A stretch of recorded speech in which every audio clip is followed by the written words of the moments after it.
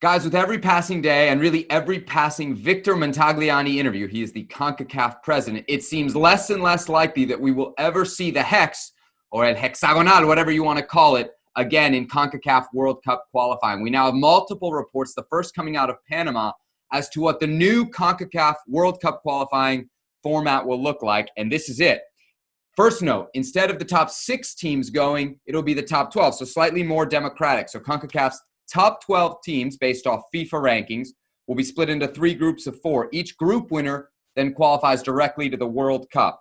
The best second-place team from all of that goes into a playoff against the winner of a tournament featuring all CONCACAF teams not in the top 12, based off FIFA rankings. The winner of that then gets CONCACAF's famous 3.5 spot into the Intercontinental Playoff. Pretty complicated as we try and figure it all out. But it is a markedly different format, Herc, than we've seen before in the Hex. What do you think of the changes? Something had to change, right? Something had to change. And I'm not opposed to this change. And I know where you're going to go with this because I know how your diabolical mind works. You're immediately thinking about fracaso. You're talking about failure. I know where you're going with this. I'm not bothered by this. We sit here and complain that the CONCACAF Champions League doesn't mean anything for teams like the United States, for teams like Mexico, for teams like Costa Rica. So now we're going to sit here and complain that all of a sudden it's going to get harder for these teams. All of a sudden, one mistake and you could be in jeopardy. Listen, if you're not good enough to be in the top 5 of CONCACAF, you shouldn't go to the World Cup. I don't care who you are, what you think. This isn't as difficult of a region as some other regions. Would you rather be in CONMEBOL? Would you rather be in UEFA? Honestly, what do you people want?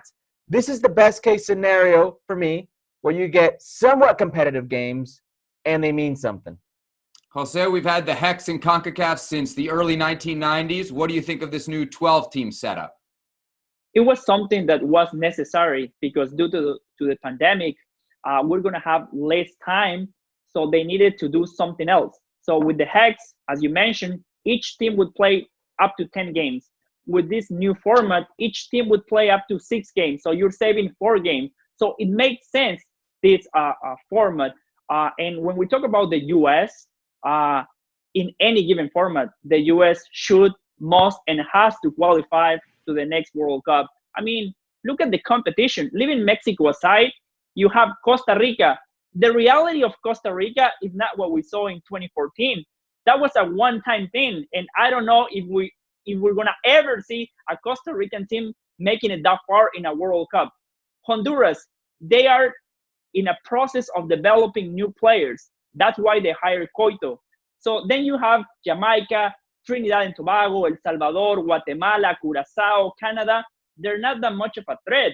But I agree with you. With this system, you have to aim for perfection. Because if you have one bad night, you can get in trouble. In the Hex, you don't have to end up first. You can end up second or third, and you still make it to the World Cup. You can end up fourth, and you still have another chance. With these groups of 4 teams, if you don't end up first, you can get in trouble. So yeah, it's a risk, yes, but the U.S. has plenty talent, so they should make it to the next World Cup, regardless of the system. Herc, you said in the last World Cup qualifying cycle that we were looking at the most talented generation of U.S. players. That most talented generation, given 10 games, couldn't qualify for a World Cup. The most talent based off their body of work. Well, what you said, those were your words. If you want to clarify now, fine. But here's the thing: you got a younger generation with no experience. Yes. You got a younger manager with far less experience than Bruce Arena, and now you don't have 10 games. You have 6. You have to have some concern about this U.S. team in qualifying. Sure. And I would say you have to have even more than you did last time. Of course. How can you not? Because last time you were blindsided by this. Now you can see this coming. I mean, they lost a year of preparation by not having a manager. They had an interim manager for a year. So that's a year of preparation gone by. This pandemic now puts you behind this 8 ball. So now Gregg Berhalter went from, I have time to develop players, to, oh, hold on, World Cup qualifiers. And guess what? Nobody believes in us. Nobody. But you know what? Jose just said it. the rest of CONCACAF. You look at Costa Rica, and that generation isn't the 2014 generation, as he just mentioned. They're all older. Panama, don't even get me started on the age group of those players. They're on the way out. So what else do you have? Guatemala, El Salvador, Jamaica. Maybe Canada's the biggest threat if you really think about it, but they're developing, and they're just as young as the U.S. So by elimination, by default, the U.S. is one of the stronger groups.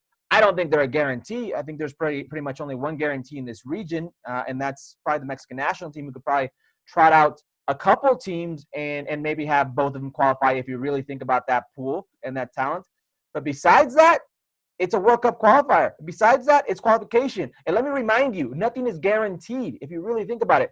Mexico made it to the World Cup with 11 points in a qualification cycle. The United States men's national team in 2018 qualification cycle, they didn't make it with 12. Sebas, I know you are the one asking the questions, but let me ask you something. Are you scared? Are you afraid that the U.S. might not make it to the next World Cup? Because that's what it sounds like. If you know me, you know content is content. Look, let me give you guys a potential group the U.S. could have. Jamaica, Canada, Trinidad, and Tobago. All teams that in real games have beaten the U.S. in the last 5 years. Jose, it doesn't matter if I'm scared. Surely you have to admit there is some doubt with this U.S. team. I hear you very confident. Some doubts, yes, but I mean, you cannot take what happened 4 years ago and translate it to today. What happened in the last qualification process, it was the exception to the rule. You know, Mexico has gotten in trouble before in 2014, but Mexico and the U.S., they have more talent. They have better players. If you look at the U.S. now, you see Christian Pulisic playing for Chelsea. You see McKinney, Brooks. You see young players. You see the MLS has grown over the last few years. So, I mean, honestly, I would be very confident, as I said before, regardless of the qualification process, regardless of the system, the U.S. is in a very, very good shape. Not because the U.S. is a great country when we talk about soccer, it's because of its opponents, Sebas.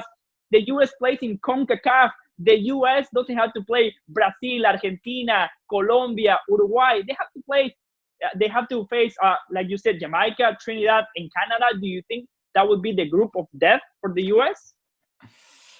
It's been a group of trouble, but group of death probably a little bit of a stretch. We'll leave it there. The U.S. reportedly facing a new path to the World Cup in 2022.